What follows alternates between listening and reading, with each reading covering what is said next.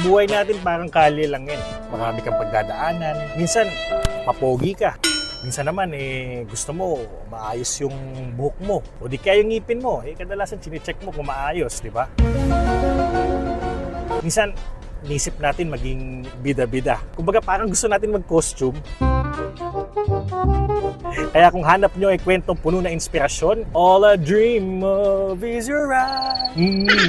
Yan ang hatid ko sa programang Jigo Live. Ito na pag maulan, no? Epitome of success. Manageable na. Pumasok sa school. DIY to ha, parang naging kumbaga okay. Memes niya, grabe. Nag-bloom no? Nag-bloom.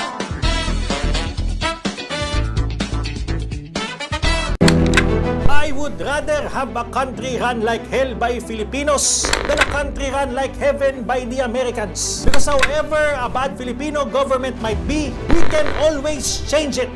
Sa puso ng gabi at sa pusod ng kulturang Pilipino, sumisibol ang isang kwentuhang kapanayam ang sambayanan. Ang mga bayani ng ating komunidad, mga artistang may kwento at mga lider na bumubuo sa mas makulay na Pilipinas. Mga Pilipinong may dangal, mga negosyante na hindi kurap, tapang at puso ng para sa sarili at sa ating bayan. Magkita tayo gabi-gabi sa programang Kwento Mo ang Bida, Jigo Live, dito lang sa Abante.